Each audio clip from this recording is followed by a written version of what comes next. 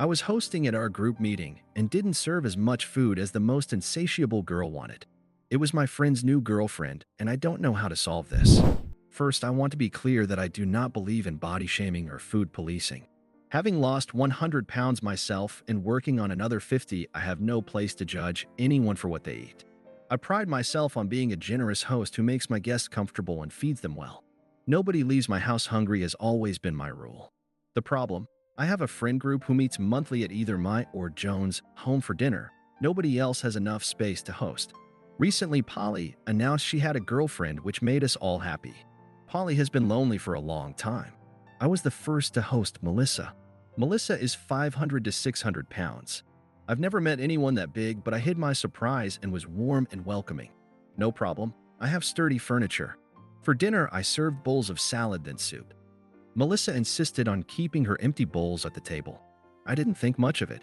I'm not Emily Post. Then I brought out the main course 2-9 on 13 pans of 14-layer lasagna cut into 8 pieces each. There were 10 of us all together. I told people to dig in as I got the bread out of the oven. When I got back to the dining room, everyone looked so shocked I thought my cat had farted, as mouse farts could suffocate an elephant. Then I saw that Melissa had 4 pieces of lasagna heaped on her plate, 2 in her salad bowl and 2 in her soup bowl. Polly was glaring like, "Don't you dare say a word." Melissa seemed utterly oblivious. I didn't know what to do. I just sat down. Joan and I shared 1 piece of lasagna and everyone else got a full piece. I cut the cake into equal portions for dessert, but I had to make an extra batch of sauce and get an extra tub of ice cream out. Melissa ate at least a liter. The next month on Joan's turn, she served every course pre-plated, and when Melissa asked for extra, Joan apologized and said there was none. Truth. Joan is very organized and precise. Melissa and Polly left right after dinner, and Polly texted Joan berating her for controlling Melissa's eating. Polly also texted me saying she trusted I'd be sensitive to Melissa's needs on my next turn. That turn is almost here. My plan was roast dinner, pork and beef. I can easily make lots of cheap veg and dessert, but meat is pricey right now, and I'd have to serve twice the norm to satisfy Melissa. I know I cannot just trust she'll take a tenth of what's there considering she grabbed a whole lasagna last time. So do I suck it up and just buy much larger roasts? Do I make a few big batches of cheap soup and biscuits and serve that rather than strain my budget? I don't want to upset Melissa or be a stingy host, but I have never dealt with someone like this before. I was obese, but I would have eaten maybe 2 pieces of lasagna, not 8. Do I just serve a reasonable-sized meal and tell Polly and Melissa, sorry, that's all I have? Am I the asshole if I serve less food than I know my guest will want? Edited to add. Everyone in the group who doesn't cook, so 7 people before Melissa joined, chips in $25 per meal to whoever hosts. That until inflation got so bad covered enough of the food cost to make it feasible. Joan and I have both been simplifying our menus a bit to deal with rising costs, but the idea is to give ourselves and our friends a night off from the humdrum world and pretend we live glamorous, elegant lives. We use fine china and dress nicely and play classical music. Right before Melissa, I was going to ask if we could increase the chip-in to $30 a plate. I have the most resources out of anyone in the group, and I can afford to go out of pocket a bit more than Joan. None of the rest have the money, space, or culinary skills to put this together. Joan and I can cook like Julia Child. We are a ragtag lot with a variety of neurodivergences and mental health issues. These meals give us something special to look forward to. Relevant comments. Opie clarifies the details on how deep the 14-layer lasagna is. Opie says, about 6 inches. Beef sauce pasta, ricotta parm, old white cheddar pasta, lamb sauce pasta, ricotta parm, old white cheddar pasta, veal sauce pasta, ricotta parm, old white cheddar pasta, a mix of the 3 meat sauces, then fresh and smoked mozzarella.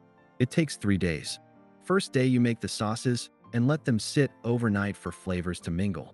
You build the lasagnas the next day and let them sit overnight, wrapped in plastic so nothing dries out, which lets the flavors mingle, then bake them the next day. For the first hour and a half you bake without the final cheese layer on, with the pans tightly covered in foil.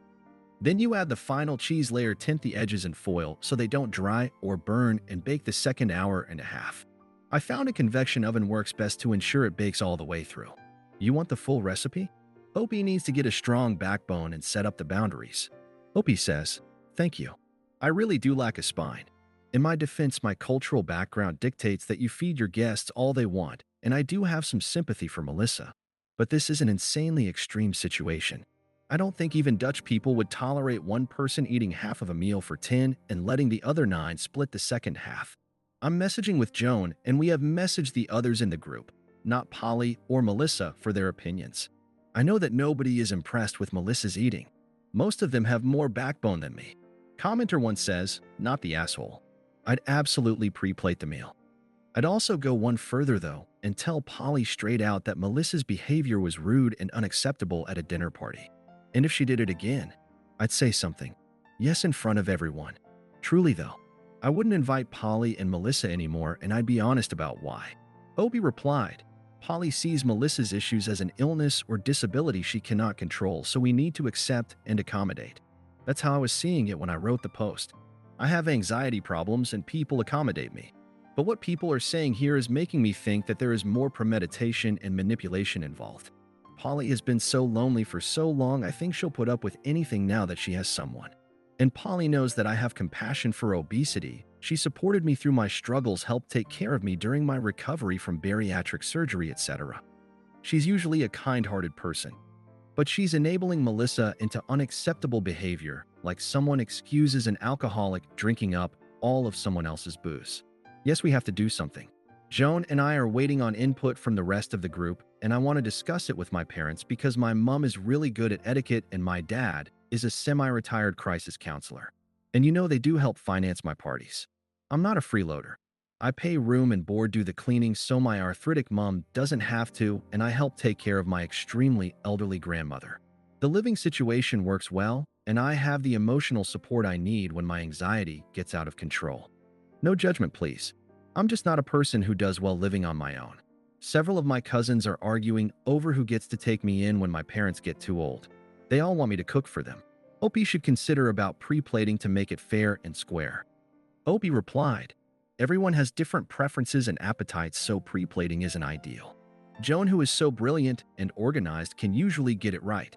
I, who have had bariatric surgery, eat way less than most, but I stick to protein and veg and pass on most carbs except dessert and pasta. I love lots of sauce on anything. Jack is a big guy with a physical job, and he needs a big plate full to keep fueled, but he hates sauces on anything but pasta. He eats about 4 times what I do. Polly prefers mostly carbs. Joan can keep it all straight. I can't. I don't think the others will keep coming unless Melissa agrees to eat reasonably. 1/10 of what's on the table for 10 people, not half. The others are too uncomfortable even if Melissa were to pay for everything she ate. I found it weirdly interesting to watch a human eat so much, but I get why others couldn't handle it. It's an unnatural addiction behavior, and that's hard for some to watch. I hate watching people get drunk. This is fundamentally the same, I think. Opie explains about her dinner group or guests and how she prepares the food for everyone. Opie says, there are 2 other long-term couples in the group of 9. Polly and Melissa are the 3rd couple, and Melissa brought our number to 10. The rest of us are chronically single. We are misfits. I very carefully cultivated this group, choosing people I genuinely liked and knew would get along. I invited Polly to bring Melissa once they were an established couple. Because it was her first time and her presence wasn't going to make a difference in how much I cooked, I didn't ask for her to chip in. She did chip in for the meal at Joan's. I didn't imagine Melissa would be offensive because Polly is so painfully sweet usually. Before the meal, Melissa was very pleasant. She's intelligent and educated. Advanced education and not living up to its potential is the commonality of the whole group. She obviously loves Polly and seemed considerate of her. It was like when the food got there, she turned into someone else. I didn't notice the change until she emptied a whole lasagna pan onto her plate and bowls. Balancing those heaps was an amazing feat of physics. I kept waiting for layers of pasta sauce and cheese to slide onto my beautiful lace tablecloth. If I didn't think about the reality of the situation, it was really ghoulishly fascinating to watch. I abhor food policing, so I always offer more food to my guests than the Canada Food Guide says is necessary. The rest of my life, I must cook according to the food guide because my parents are diabetic and I'm also on a weight loss journey. This party is my chance to get decadent. Dutch Canadians might pre-plate snacks and dessert for guests, but never the main course. It's considered disrespectful to limit what a guest eats, and a lot of us are farmers, so hearty appetites is normal. But normal has never included one person eating a whole lasagna. This meal gives my guests a bright spot in their struggles, of which they all have many, as do I.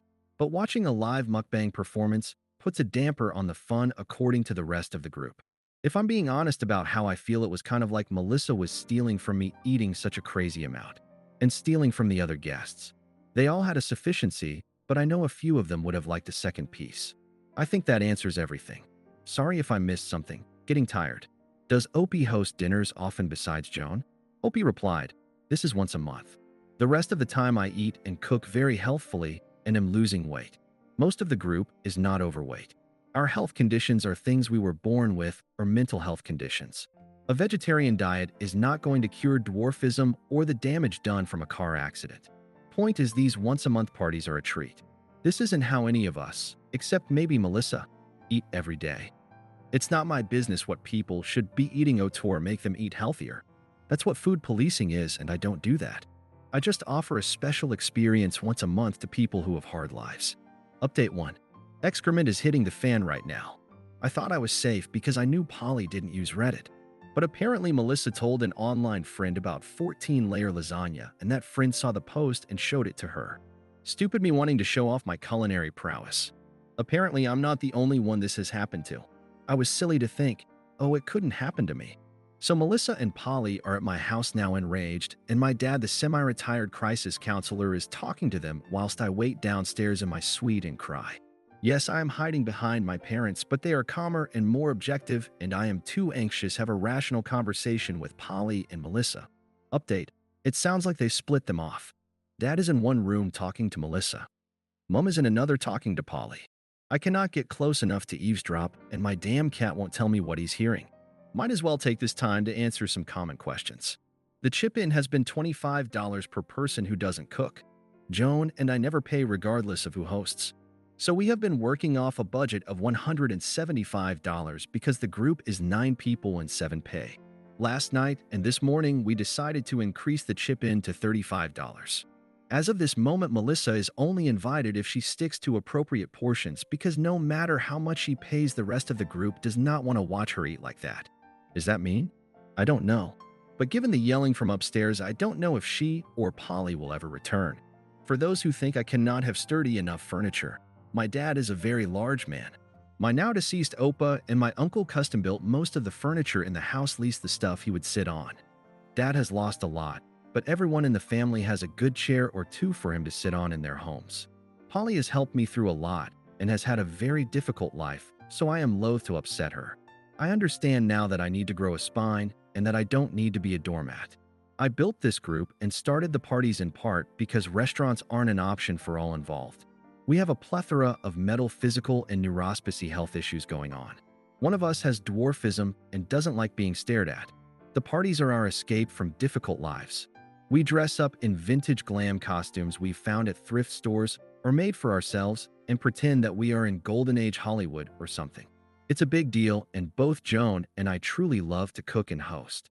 I like cooking fancy food because I have to cook healthfully the rest of the time for my own weight loss and my diabetic parents. I do not want my parties to turn into salad and lentil fests. I eat that the rest of the time. For whoever suggested a crawdad boil, we are landlocked in Canada. Beef is cheaper than crawdads around here. I haven't cooked much Southern soul food, but it's a possibility if we don't include seafood because it costs the earth. Polly sees Melissa's issues as a disability we should accommodate. She compared it to Dad building a wheelchair ramp onto the front porch for my granny and auntie. But I now understand that letting Melissa gorge is not a kindness. It's enabling very dangerous behavior. She could keel over in my dining room, and we do not want to deal with all the paperwork that would create. I honestly did think that everyone who was morbidly obese and addicted to food got that way from trauma, because my sister and I did. I wasn't actually deprived of lasagna. Joan and I often share a piece. I've had bariatric surgery and cannot eat much, and Joan prefers salad and bread and only a small portion of something as rich as lasagna. I'll post the recipe once I remember all of it. It's a combo of a few different ones and some right from my head. I'm extremely stressed right now, so remembering ingredients isn't working. I was wrong on Melissa's weight. She's 490 pounds. My bad. I'm not good at estimating those things. I would be much calmer right now and not be having chest pain if this was rage bait. I wish it was rage bait. Sorry to disappoint. Please don't call Melissa derogatory names.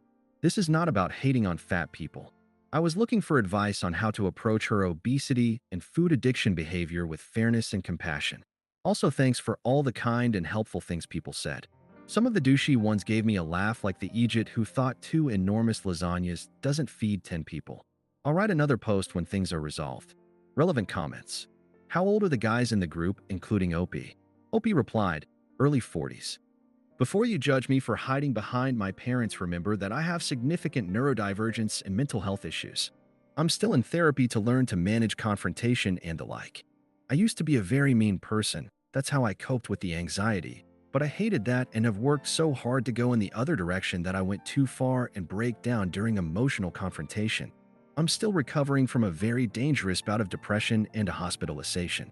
I don't want to go back there, so I'm doing what I must, even if it's letting my dad fight my battles. Did Polly and Melissa just showed up at Opie's house in order to yell at her? Opie replied, they know where I live. They've been here before. I didn't invite them in. They knocked the cleaner, let them in, and called for me, and they started yelling. Once my parents figured out what was happening, they suggested I go calm down. Overbearing or not, they're trying to protect me. I thought I'd have a few days to figure this all out, but Melissa saw the Reddit post and she recognized it. I hadn't changed many identifying details because I'd just been thinking about Polly not seeing it. Update 2. First off, thanks to everyone who responded kindly. I'm still working through all the private messages and I'll get there. Also, I'm still working on remembering the whole lasagna recipe. I'll post it when I do. First, an apology. I knew Polly didn't use Reddit, but I was foolish and didn't think that Melissa might. I was out of line with some of what I said, like calling it a live mukbang show, and for that I apologize. This post was not supposed to be about fat shaming, and I did in my comments fat shame. That is on me, and I apologize. I do not hate Melissa for being obese. My problem has solely been about the etiquette and fairness of the food consumption. Update. That day they came to my house, I did eventually speak to Melissa and Polly after they calmed down. Melissa has always dreamed of having friends who would accept her as she is and be in a group where she can eat the way she does without judgment. Polly believed that I would provide that. I told them that I cannot because I almost ate myself to death and helping someone else do it is too much. Also, most of my other guests were uncomfortable. I said I would provide double portions to Melissa, which is a lot of food, but no more. I did not mention the cost because I didn't want them to offer to pay as a way around it. They said they'd think about it, but Polly messaged me a few days later and said that she could not forgive me humiliating her partner online unless I showed true remorse by giving Melissa what she needs, an unlimited buffet at my home. So our friendship is over. Another member of the group has sided with Polly, upset at the fact that I discussed this online. So that is where we're at. My group has shrunk. We'll grow again. There are a few people we are going to discuss who might make good additions. But we skipped this month's party because of the stress and drama. As to whether I should have discussed it online at all, I've decided that I'm not sorry for that. I changed enough details that someone outside the circle would not recognize it. Some genders, names, ages, medical conditions, who has what career, which relatives I live with, who has what career, have been altered to preserve anonymity. I needed advice, and I thought anonymously online would be better than asking a bunch of people I knew because I did not want to tell people who knew Melissa what happened. Relevant comments. Commenter 1 says, the fact that you and your friend normally share and there was no leftovers makes it seem like your friend informed their girlfriend ahead of time how the portions are normally initially divided, so they could feel free to take so much for their firsts. They both planned this ahead of time. Opie replied, I can see now that they did. I've been deeply conflicted about all this because I understand the food addiction side of it and don't want to make anyone struggle worse in that regard. I mean, I needed to grow a spine and realize I had to protect my own health before someone else's, and I'm glad for people who told me to do it. But grasping how far their manipulation went has made it easier to let go of the friendship. Commenter 2 says, I think online like this is a perfect place to get some outside opinions, and I think you handled it better than I would have, and probably better than most people would have. It sucks to lose a friend, but I'd be willing to bet if they ever part ways she'll be back, and you can choose whether or not to accept her back. Commenter 3 says, I wouldn't accept her back. She's shown Opie that the price of her friendship is Opie's hard-won mental and physical health at risk of relapse, because her girlfriend needs enough food for 2 linebackers, served with a smile, to feel emotionally secure. Opie replied, none of it makes sense. When I was binging, Polly never judged me. I ate a huge bag of her peanut M&Ms, once like a 3-pound bag in one evening. I got so sick. She never said a word. She held my hair back when I puked. I apologized and replaced them once it sunk in what I'd done, and she just hugged me and said it was okay. She knew things were hard for me. For years, Polly gave me an acceptance I needed, and when I was ready to face my addiction and fight it, she was at my side all the way. I don't understand who she's become with Melissa. I mean, Polly has issues of her own. She isn't a saint, but I never doubted her care for my well-being before now.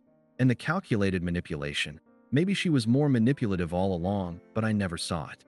I just felt loved by her usually. But I guess it doesn't matter.